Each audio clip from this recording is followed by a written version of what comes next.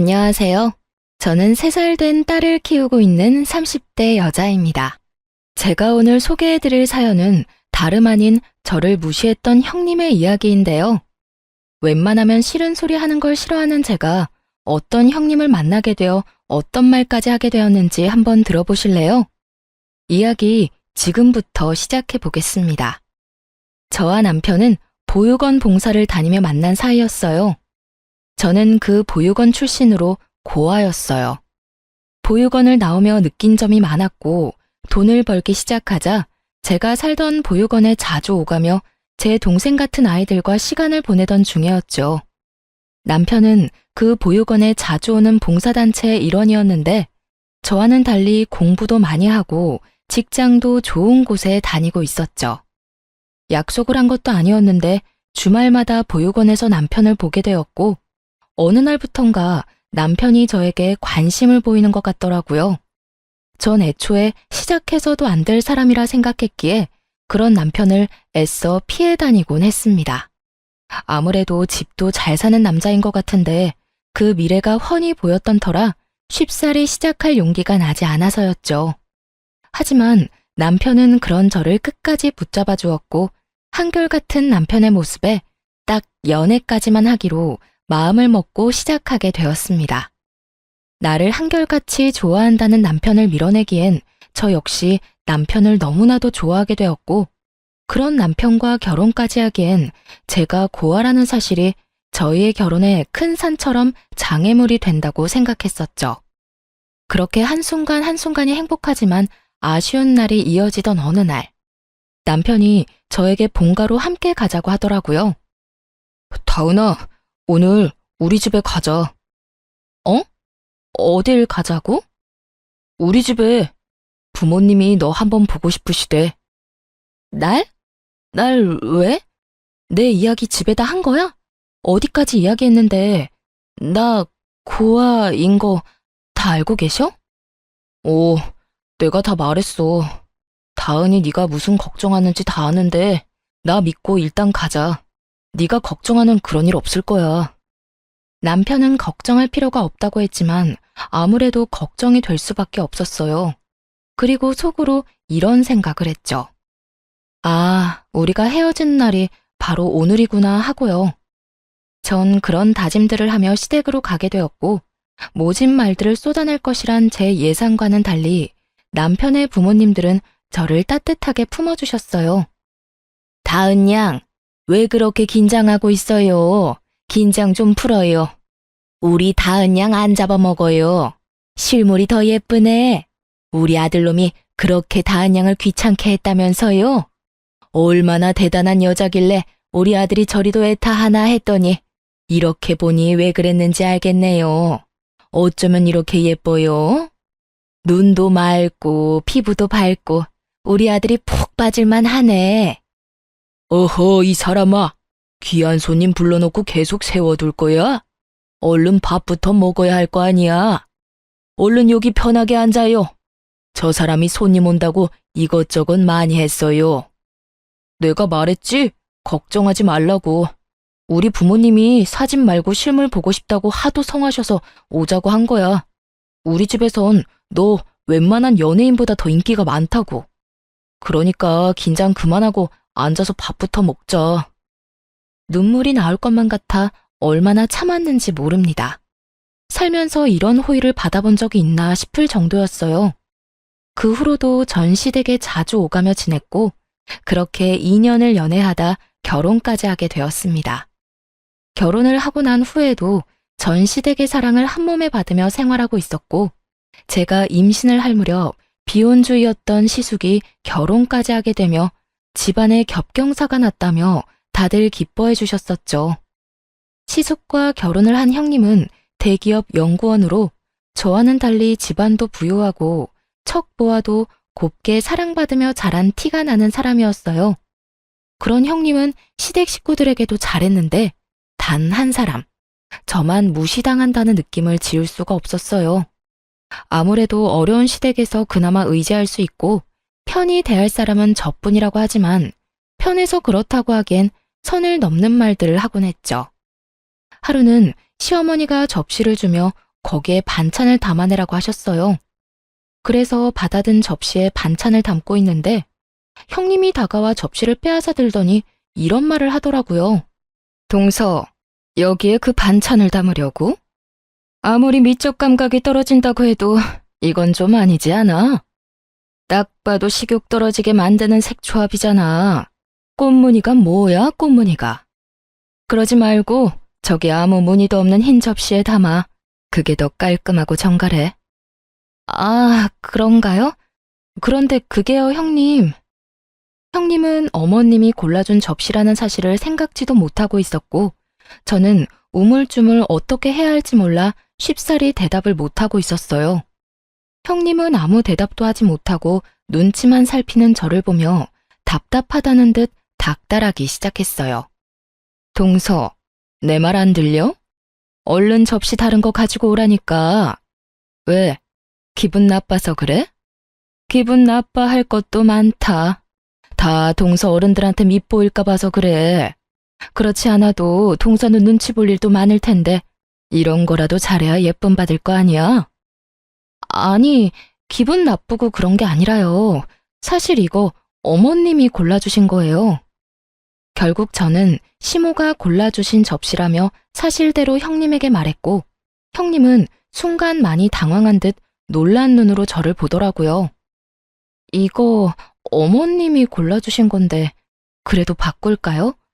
저는 상관없긴 한데 아무래도 어머님이 아시면 기분 나빠하실 수도 있을 것 같아서요. 어떻게 할까요? 접시 바꿀까요? 저는 조심스럽게 물었고 형님이 무어라 말을 하려는 순간 어느새 주방으로 들어온 시모가 말을 보탰어요. 그래, 그거 내가 골라줬는데 왜 문제 있니? 아니요, 아무 문제 없어요. 형님은 많이 당황한 듯 애써 웃으며 상황을 모면하려고 했지만 이미 시모는 저를 무시하는 말을 다 들은 듯 형님에게 조금은 날선 목소리로 추궁하기 시작하더군요. 그런데 첫째야, 너 둘째한테 왜 그런 식으로 이야기하니? 네? 그게 무슨 말씀이세요? 형님은 딱 잡아떼려고 애썼지만 이미 늦은 뒤였죠. 시모의 얼굴은 딱 잡아떼려는 형님을 향해 잔뜩 굳어 있었고 굳은 표정만큼 말투 역시 굳어 있었으니까요. 내가 다 들었어. 너 우리 둘째한테 눈치 볼 일 많다고 하면서 접시라도 잘 골라야 예쁨 받을 거 아니냐고 하지 않았니? 왜 그런 식으로 말하는 거냐고 물었어. 너 혹시 우리 둘째가 부모님이 안 계신다고 무시하는 거니? 아니에요. 그게 동서 탓도 아니고 제가 왜 그런 걸로 동서를 무시하겠어요? 저 그렇게까지 나쁜 사람 아니에요, 어머님. 그저 제가 평소에 흰 접시를 좋아해서 동서한테 흰 접시에 담자고 했는데 동서는 어머님이 주신 접시가 있으니 고민한 모양이더라고요. 저는 어머님이 접시까지 정해주신 줄은 몰랐고요. 그런 과정에서 제가 동서 생각해서 한다는 말이 조금 강하게 나갔나 봐요. 동서, 기분 나빴다면 미안해. 정말 그런 뜻으로 한 말은 아니었어. 아니에요. 전 괜찮아요. 형님은 시모가 나서자 빠르게 사과를 해왔고 저는 180도 달라진 형님의 모습에 떨떠름한 기분이 있긴 했지만 그냥 좋게 상황을 넘기기로 했어요. 시모가 제 편을 들어주어 기분이 풀리기도 했을 뿐더러 지금 제 기분보단 형님의 기분이 더 상해 보였으니까요. 그렇게 형님이 날 무시하고 있다는 사실이 조금 더 명확하게 느껴졌고 그런 느낌이 들자 저도 모르게 형님과의 만남을 피하게 됐습니다. 홀몸도 아니었고 괜한 스트레스를 받고 싶지 않았으니까요. 그러던 어느 날 형님이 모처럼 쉬는 날이라며 잠시 보자는 연락을 해오더군요. 이유는 아기 용품을 좀 사주고 싶다는 것이었는데 마침 저도 아기 물건을 사야 하기에 겸사겸사 형님을 만나게 되었어요.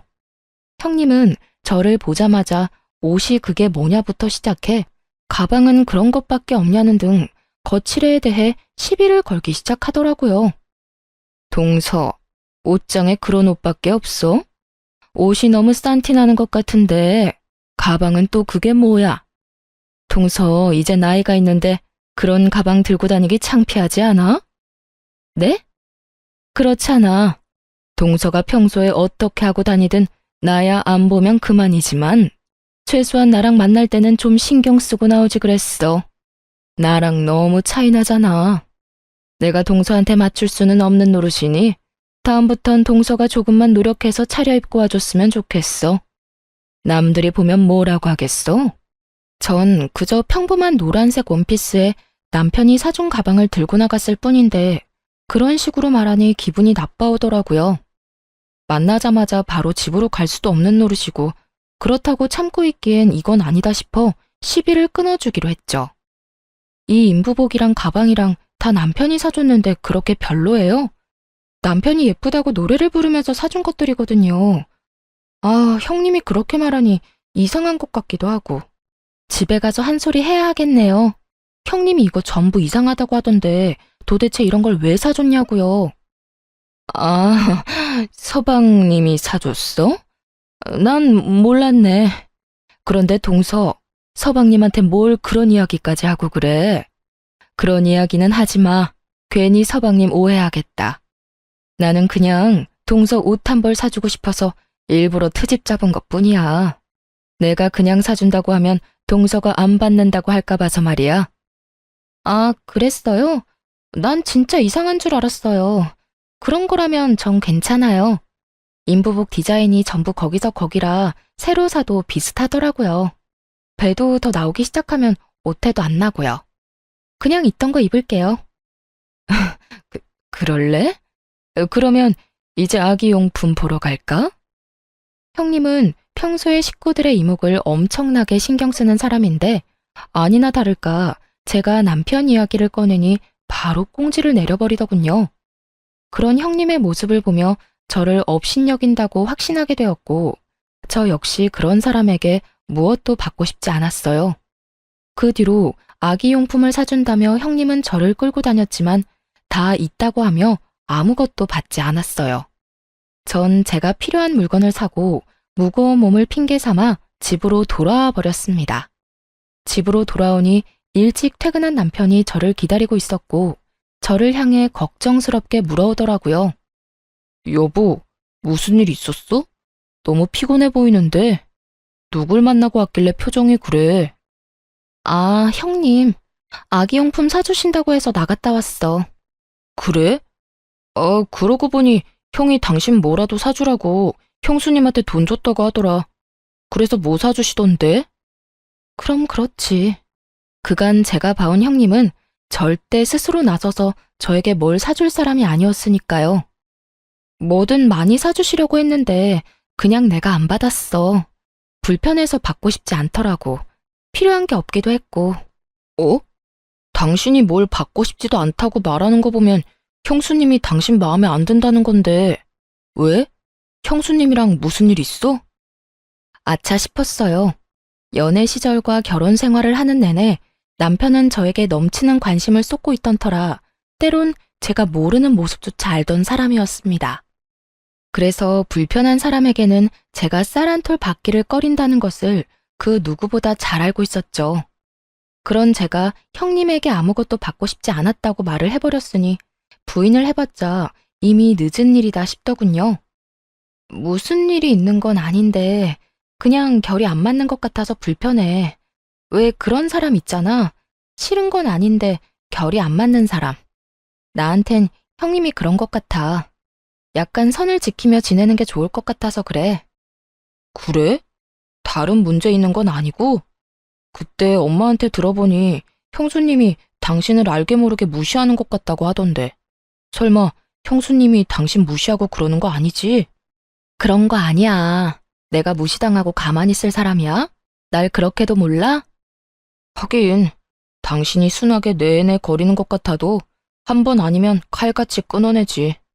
그래도 혹시나 무슨 일 있으면 꼭 나한테 말해. 알겠지?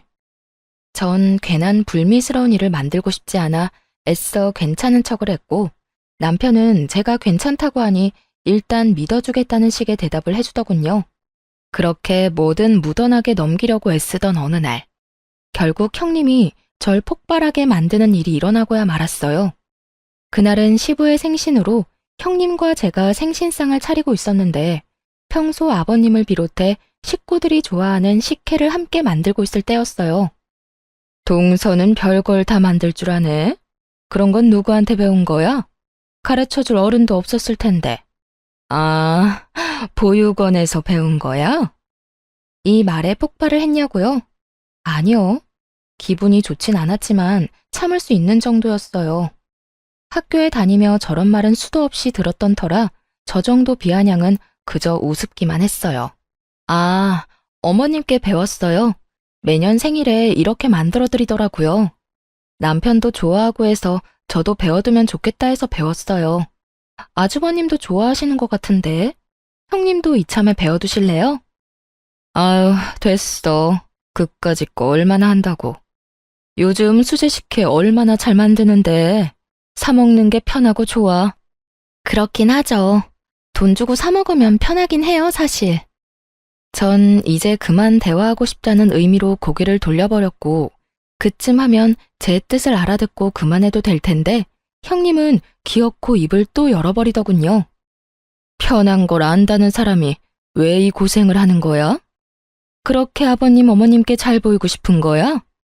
동서도 참 애쓴다 애써.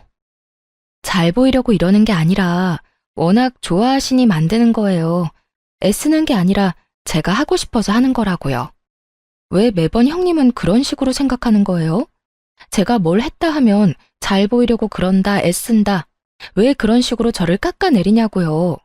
앞으로 그러지 마세요. 저도 좋은 마음에서 하는 일인데 그런 식으로 말하면 기분 좋지 않아요. 동서, 왜 그렇게 흥분을 해? 같은 며느리 입장에서 동서 힘들까봐 동서 생각해서 하는 말인데.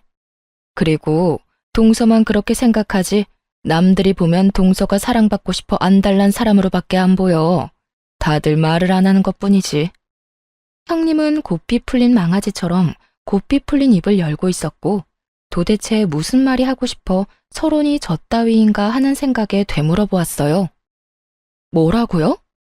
하긴 부모 사랑이 고프긴 했겠지. 동서 친부모는 참 너무했다. 어떻게 어린 딸을 보육원에다 버릴 수가 있어? 그런데 나 진짜 궁금해서 묻는 건데 동서도 어릴 때 교실에서 돈 없어지면 도둑으로 몰리기도 하고 그랬어? 왜? 드라마에서 보면 그런 장면들 종종 나오잖아. 나 그런 거 보면서 진짜 궁금했거든. 왕따? 그런 것도 당한 적 있어? 형님은 선을 넘어도 한참을 넘고 있었고 그 순간 제 인내가 바닥을 찍는 느낌이 들더군요. 그저 드라마에서 나온 장면이었다면 저도 그렇게까지 화가 나지 않았을 겁니다. 하지만 드라마는 현실을 반영하는 것이 많듯 저 역시 그런 경험이 있었어요.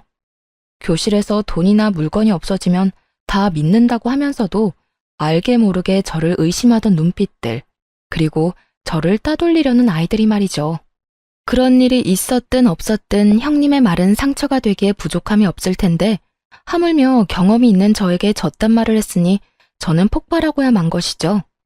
저는 폭발했다고 한들 소리를 지르거나 그러지 않습니다. 그저 사람 미쳐버리게 비아냥거릴 뿐이죠. 아, 그런 경험이요? 있긴 하죠. 왜 교실에 딱 그런 애들 있잖아요.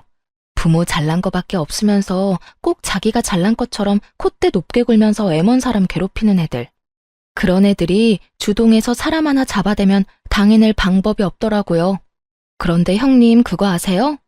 꼭 그런 애들이 커서 제 버릇 못 버리고 자기보다 약한 사람이나 자기보다 아랫사람을 그렇게 괴롭히더라고요.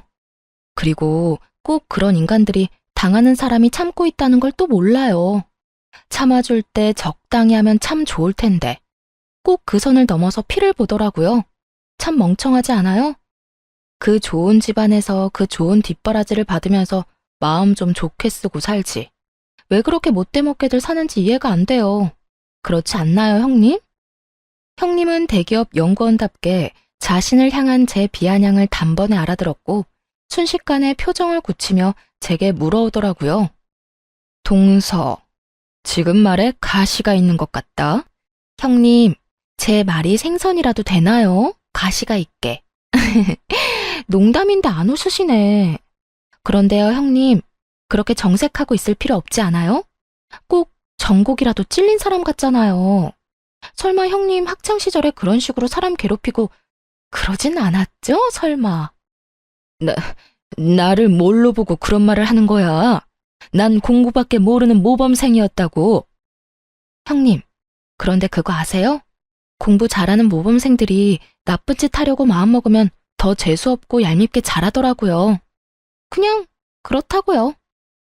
형님은 제 말에 전곡이라도 찔린 사람처럼 얼굴을 붉히며 아랫입술을 꽉 깨물고 있었고, 전 그런 형님을 향해 최대한 얄밉게 웃어 보였어요.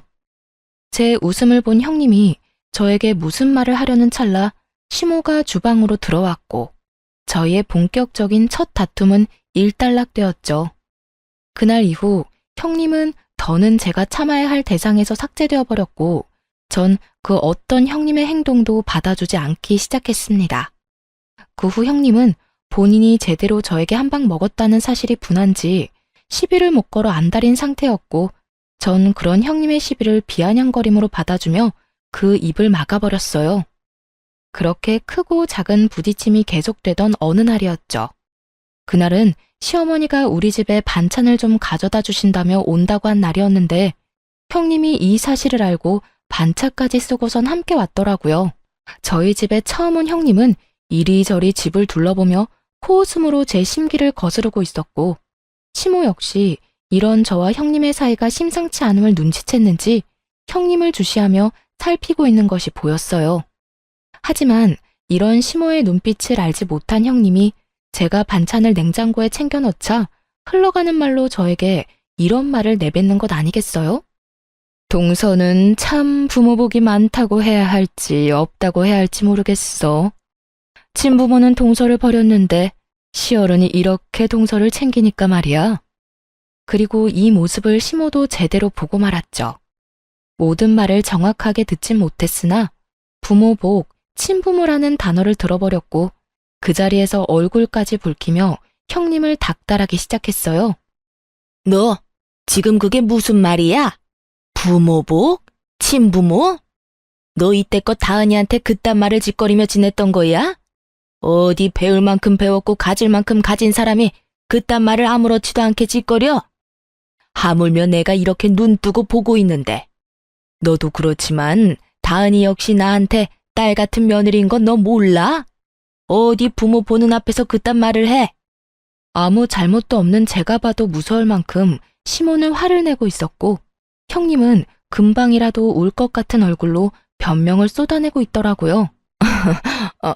어머님, 전 그런 뜻이 아니었어요. 그냥 어머님이 부모처럼 잘 대해주신다, 친부모님 같이 동서를 아끼신다는 의미에서 한 말이었어요. 너 끝까지 이럴 거야? 네 표정, 네 말투가 그런 뜻이 아니었는데 어디서 끝까지 속여 먹으려고 그래?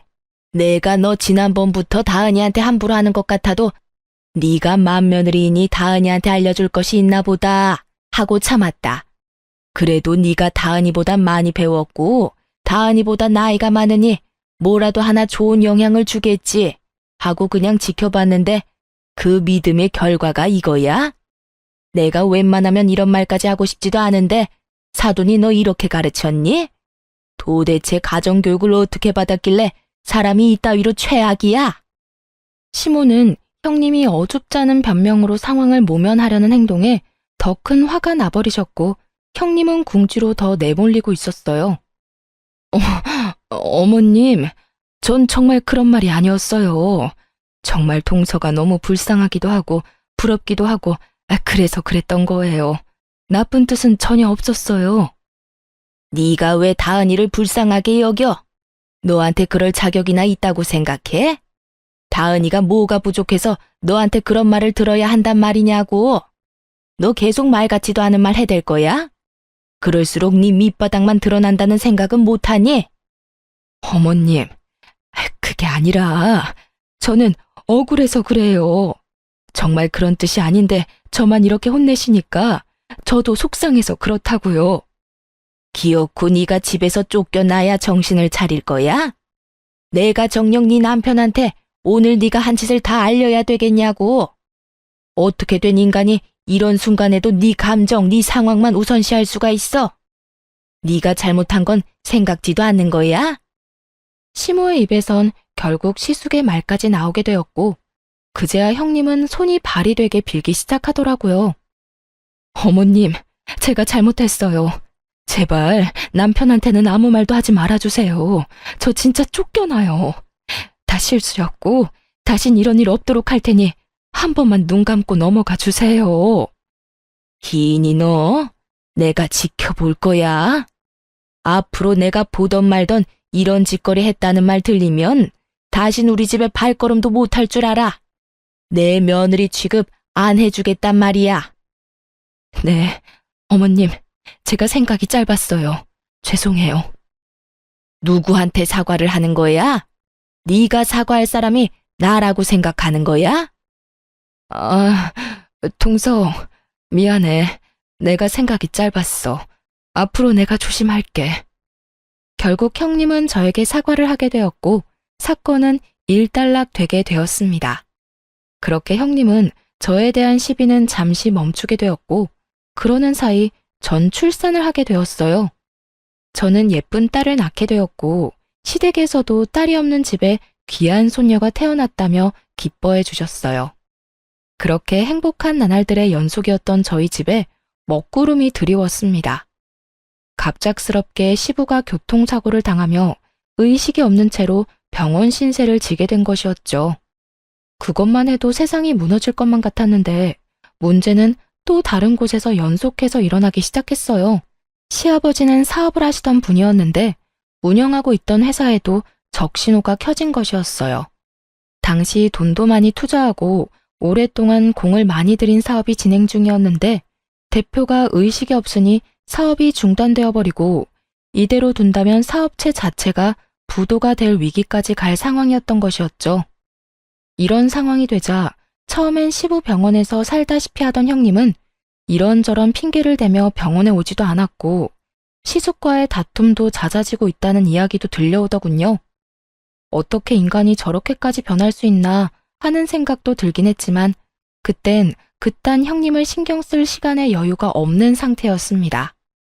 아기는 너무나도 어렸고 시부는 병원에 계시고 시모는 심적으로 많이 허약해지셔서 언제 쓰러져도 이상하지 않은 그런 상태였죠.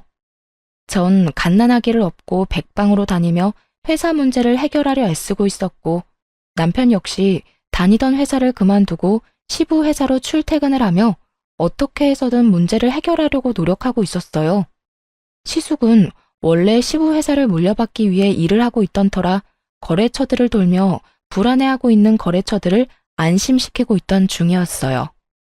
모두들 피나는 노력을 하고 있는 동안 시모는 점점 더 기운을 잃어갔고 저는 하는 수 없이 결국 형님에게 연락을 하게 되었습니다. 정말 내키진 않지만 형님의 도움이라도 절실한 상황이었으니까요. 형님, 요즘 많이 바쁘세요? 동서가 웬일이야? 나한테 생전 연락 한 통 없더니. 나 요즘? 그냥 그저 그래. 그런데 왜? 다름이 아니라 어머님이 요즘 통 기운도 없고 몸도 많이 안 좋아지셔서요. 아무래도 심적으로 힘들어서 몸도 처지는 것 같으신데 형님이 어머님 댁 가서 좀 챙겨주시면 안 될까요? 내가 왜 그래야 하는데? 나 노는 사람 아니야. 나도 일해야 하고 이리저리 바쁜 사람이라고. 조금 전엔 그저 그렇다고 했잖아요. 순식간에 말이 바뀌네요. 동서도 알고 있잖아. 나 원래 이런 사람인 거. 그리고 말이 나왔으니까 하는 말인데, 동서, 나한테 이런 전화 하지 마. 나 곧 이혼할 거야. 네? 이혼이요? 그래, 이혼. 내가 그 집안에서 그 수모를 겪으면서 왜 붙어 있었는데? 내 급에 맞는 남자라고 생각했으니까 어떻게 해서든 참고 산 거라고. 그렇게 참고 살다 보면 장남인 남편한테 그 회사가 갈 테니까. 그런데 지금 꼴이 어때? 아버님은 돌아가시기 직전이고 회사는 부도 직전에 어머님은 곧 몸져 눕기 직전이고 온갖 나쁜 일 앞두고 있는 게 뻔히 보이는데 내가 그딴 집이랑 계속 연을 이어가고 싶겠어? 형님은 이런 상황에선 이혼이 당연하다는 듯 저에게 훈수를 두며 사람 입으로 오물을 뱉어내고 있었고 점점 듣고 있던 귀가 썩어갈 지경이었어요. 앞뒤가 다른 사람이란 건 진작 알고 있었지만 이 정도로 최악이라고는 생각하지 않았는데 형님은 생각보다 더 인간 이하임을 증명하듯 선 넘는 말도 거침없이 내뱉더라고요. 더는 이런 사람에게 사람 대접을 해주고 싶지 않았던 저는 언성을 높이며 따져 묻기 시작했어요. 와, 진짜 너 내 생각보다 더 쓰레기구나.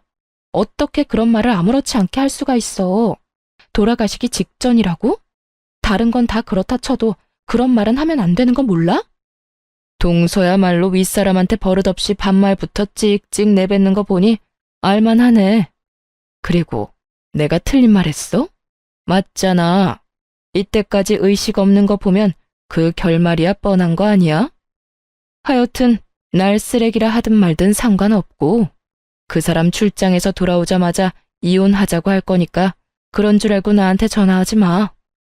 전화하라고 해도 안 할 거니까 걱정하지 말고 앞으로 네 신세나 걱정해. 내가 지금 이 순간을 땅을 치고 후회하게 만들어줄 테니까. 동서가? 아니, 이제 이혼할 건데 동서라고 할 필요도 없겠네. 사실 너같이 하자 있는 인간이랑 가족으로 엮이는 것 자체가 나 같은 사람한텐 불쾌하거든. 아는지 모르겠지만 말이야. 하여튼 네가 날 후회하게 만들 수 있다고 생각한다는 것 자체가 어이없긴 하지만 두고는 봐줄게. 과연 고아의 고졸인 네가 어떻게 날 후회하게 만들지 말이야. 그래, 잘 지켜봐. 고아의 고졸인 내가 좋은 부모 만나서 공짜로 대학 졸업장 받은 너한테 어떤 방법으로 이겨먹는지 말이야. 각오해도 좋을 거야. 어머나, 무서워서 눈물이 다 나려고 하네. 동서도 그러고 보면 참 불쌍해. 나는 이혼하고 돌아갈 가족이라도 있으니 이런 상황에 도망이라도 가지. 동서는 겨우 만든 가정 깰 수도 없으니 그러고 죽을 힘을 다해 애쓰는 거 아니겠소? 깰 수 없어서 애쓰는 게 아니라 깨고 싶지 않아서 애쓰는 거야. 난 너 같은 인간이 아니니까 말이야. 그래, 그렇게 생각하고 잘 살아봐. 네가 거지된 그 시대 것들 끌어안고 빌빌거리며 살 동안 나는 부자 남자 만나서 재혼할 테니까. 그러면 끊어. 다신 전화하지 말고. 전화를 끊고 나서도 한동안은 치가 떨려왔어요. 어떻게 이런 인간이 있나 싶어요. 제가 고아로 살아온 그 세월 동안 정말 별의별 인간을 다 봤지만 이렇게 추악한 인간은 처음이었고 저를 그만큼 화나게 만든 인간도 처음이었어요. 오죽했으면 고등학생 때 제 알바비를 떼먹은 사장놈이 착하게 느껴졌을 정도였으니까요. 하여튼 전 형님의 추악한 짓거리에 힘입어 회사 문제를 더욱 빠르게 해결해 나갔어요. 저 혼자만 노력한 건 아니었죠. 회사에서 20년, 30년 일해주신 여러 직원분들을 비롯해 입사한 지 반년도 채 되지 않는 신입사원분들까지 모두 한마음 한뜻으로 밤낮 없이 회사를 위해 노력했고 결국 저인 시부의 부재를 완벽히 메우게 되었습니다. 네, 회사에 사활이 걸린 일을 성공시킨 것이었어요. 그렇게 회사가 다시 일어서는 동안 형님의 이혼은 진행되고 있었고 마지막 법원 출석만 앞둔 날이었죠. 그날은 특별한 날이었기에 저와 남편 그리고 주인공인 시숙까지 모두 함께 법원에 가게 되었어요. 이혼이 선고되고 법원을 나서는데 형님이 또 비아냥거리기 시작했어요. 기다리고 기다리던 순간이었죠. 이제 정말 끝이네. 그동안 나 정말 수고하지 않았어? 급도 안 맞는 동서하고 가족으로 엮이느라 수고했고 그런 동서 편만 드는 당신 가족들 비위 맞추느라 수고했고 어쨌든 이제 이혼까지 했으니 다신 마주치지도 말자. 혹시나 쫄딱 망했다고 구질구질하게 찾아오거나 연락하지 말란 말이야. 그러면 가난하게 잘 살아. 형님은 한결같이 인간답지 않은 면모를 뽐내고 있었고 그런 형님을 저와 남편 그리고 시숙은 마음껏 비웃어 주었어요. 저희가 배를 잡고 웃어버리자 불안한 눈빛으로 이유를 묻더군요. 그런 형님에게 시숙은 모든 사실을 알려주었죠. 가난? 어떻게 하지? 당신이 그렇게 간절하게 바라니 가난하게 살아주고는 싶은데 그렇게는 안 될 것 같은데? 뭐? 그게 무슨 말이야? 우리 회사 다시 일어났거든. 거래 성사했고 그 덕에 우리 회사 창립 이래 최고 매출 달성 중이야. 이게 다 당신 덕분이야. 당신 덕분에 우리 모두 없던 힘까지 짜내서 일 열심히 했거든. 거기에다 이렇게 이용까지 해주다니 정말 고맙다, 당신. 뭐? 그게 사실이야? 거짓말이지? 괜히 내 앞에서 불쌍한 모습 보이기 싫어서 일부러 그러는 거지?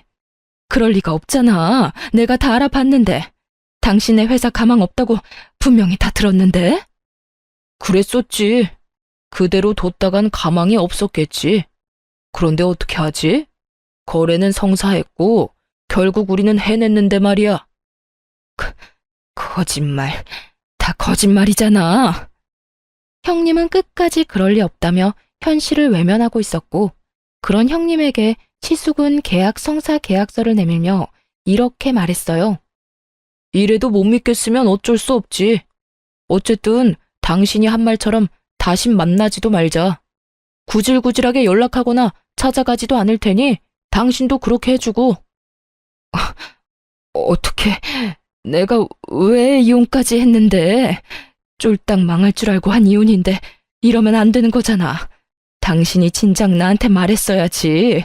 그랬으면 내가 이혼까진 안 했을 거 아니야. 당신 나한테 거짓말했어? 나랑 이혼하고 싶어서 사업 쫄딱 망했다고 거짓말한 거냐고. 도대체 어떻게 된 일이야? 망해야 할 집이 왜 다시 일어선 거냐고. 형님은 혼자서 막장 소설을 쓰고 있었고, 시숙은 저를 가리키며 이렇게 말했어요. 당신은 잘 몰랐나 본데 우리 재수씨가 능력이 출중한 사람이야. 임신해서 잠시 쉬고 있었다 뿐이지 우리가 진행하던 그 사업이 원래는 재수씨가 아이디어 내고 재수씨가 추진하던 사업이었다고. 원래 주인이 돌아왔는데 그 사업이 어떻게 실패하겠어? 당신한텐 어쨌든 고마워. 당신이 나랑 이혼할 거라고 하면서 우리한테 악담을 퍼부어줬다면서?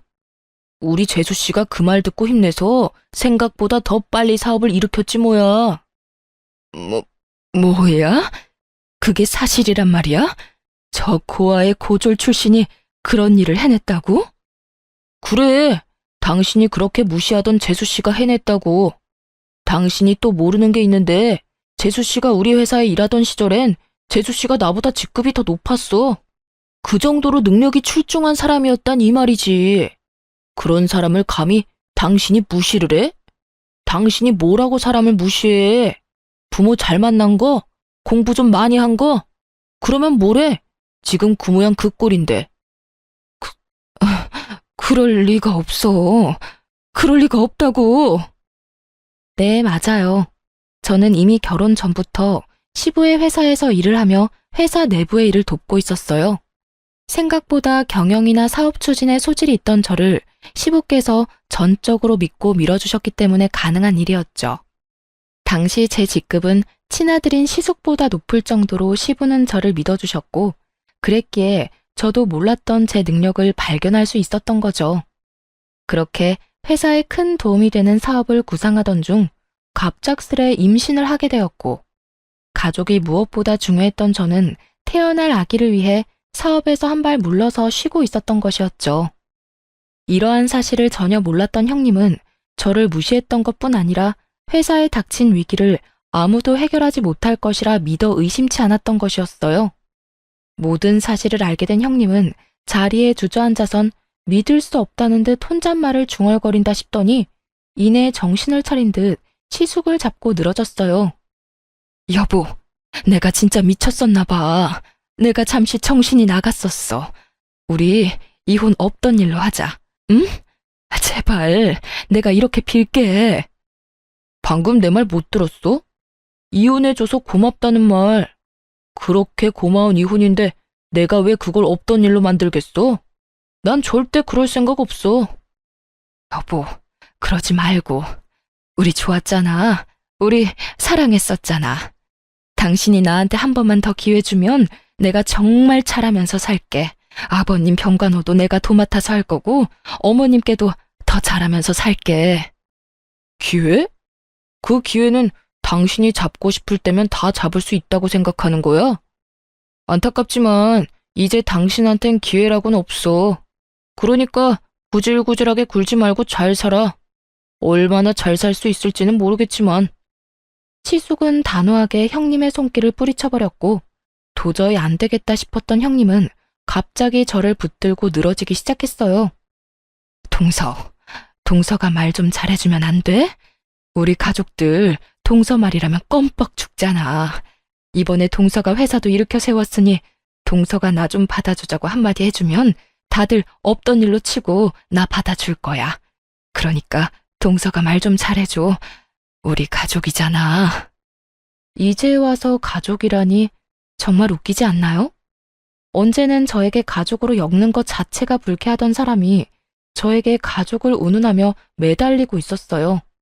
그런 형님의 모습을 보는데 화가 나기는커녕 불쾌한 기분이 올라오더라고요. 전 그 불쾌한 손길을 뿌리치며 이렇게 말했습니다. 가족? 이제 와서 가족? 언제는 나하고 가족으로 엮는 것조차 불쾌하다고 하더니 이제는 가족이 되고 싶어? 그런데 어떻게 하지? 난 너 같은 인간이랑 가족 되고 싶지 않은데 힘들 때 나 몰라라 버리는 인간이랑 가족이 되고 싶겠어? 동서, 그땐 내가 제정신이 아니었어. 갑자기 집안도 힘들어지고 동서랑도 사이가 안 좋으니까 그냥 홧김에 그랬던 거라고. 그래, 내가 많이 예민해서 그냥 뱉은 말인데 이렇게 이혼까지 하게 될 줄은 몰랐어. 이렇게 후회하고 있으니까 동서가 제발 나 좀 살려주라. 후회? 좋은 말이네. 내가 말했지? 너 땅을 치고 후회하게 해준다고. 꼴 좋다. 그렇게 자신만만하게 굴더니 결국 내 말대로 됐네? 기분이 어때? 고아의 고졸인 내 앞에서 이렇게 무릎 꿇고 비는 기분이? 자존심에 금이 간 형님은 몸을 일으켜 저에게 달려들었고 전 그대로 반동을 이용해 바닥으로 내팽개 쳐져 버렸어요. 형님은 그대로 바닥으로 고꾸라졌고 손을 툭툭 털며 말했어요. 진짜 꼴 좋다. 그러게, 마음 곱게 쓰라고 내가 말했지? 앞으로 네 인생은 늘 이 모양 이 꼴일 거야. 네가 부모가 있든 그 부모가 부자이든 말든 네가 인생을 그따위로밖에 못 살면 늘 그 모양 그 꼴일 거란 말이야. 그러니까 제발 착하게 좀 살아라. 아니, 제발 인간답게라도 좀 살아. 그렇게 저희는 돌아와 버렸고 그 뒤로 들려오는 형님의 소식은 쌤통 그 자체였습니다. 처음 형님이 이혼을 본가에 알릴 당시 본가에선 이혼을 반대했다고 해요. 하지만 형님은 다 망해가는 집안에서 가난하게 살고 싶지 않다며 막무가내로 우겨대는 바람에 이혼을 허락하게 되었는데 망해야 할 집이 더 크게 성공해버렸으니 크게 화가 난 것이었죠. 그 덕에 그렇게 자랑하던 본가에선 멍청한 이혼녀라고 불리며 무시를 당하고 있다고 하더군요. 그리고 그렇게 자랑하던 대기업 연구원 직업도 마찬가지였습니다. 제 버릇 남 못 준다고들 하죠. 형님은 회사에서도 저에게 했듯이 신입사원이나 집안의 어려운 직원들을 대놓고 무시하는 것도 모자라 왕따까지 시킨 것이 다 알려지며 권고사직이 난 상태라고 합니다. 그렇게 인간답게라도 살라고 했는데 제 말을 들어먹지 않는 건 여전하다고 생각했네요. 이젠 저와 상관없는 일이긴 하지만요. 이혼을 하고 난 후에도 형님은 시숙에게 매달리는 듯 했지만 한 번 더 연락하면 본가로 연락해버릴 테니 그런 줄 알라며 연락을 끊어버렸다고 하더군요. 그 뒤론 다신 연락이 오는 것 같지 않았고요. 그렇게 형님과의 인연이 끝이 나고 저는 또 육아에만 집중하며 지내는 중입니다. 시아버지는 천만다행으로 의식이 돌아오셔서 회복을 하고 계신 중이에요. 시어머니도 여러 가지 문제가 다 잘 풀리고 난 후 다시 생기를 되찾으셨어요. 어느 날은 저에게 이런 말씀을 하시더라고요. 다은아, 고맙다.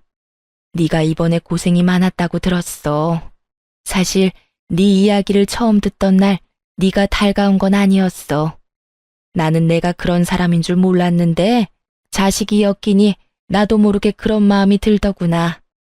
그런데 계속 네 이야기를 듣고 네 사진을 보고 내 아들이랑 잘 지내는 모습을 보면서 네가 궁금해졌고 그렇게 널 처음 보는 날 내가 너를 품어줘야겠다고 생각했었어. 처음 본 그날 네가 너무 예뻤거든. 그런데 지금 돌아보니 내가 널 품은 게 아니라 네가 우리를 품어주고 있었구나.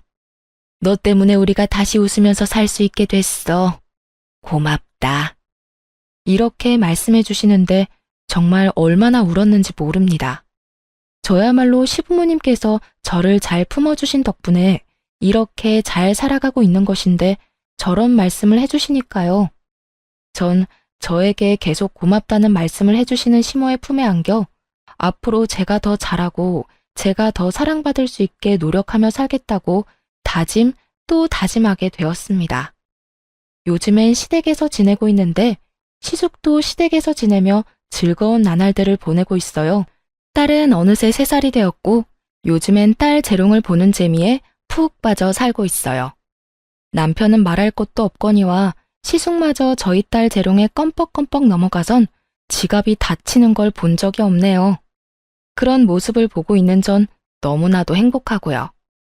평생 외로웠던 저였는데 좋은 남편, 좋은 시댁을 만나 요즘처럼 인생이 즐겁고 행복한 적이 또 있나 싶거든요. 앞으로도 지금처럼만 행복하게 살 수 있도록 노력하며 살아가 보려고요. 이로써 저의 사연도 끝이 났네요. 저의 긴 사연 함께 해주신 분들 감사합니다. 좋은 하루 되세요.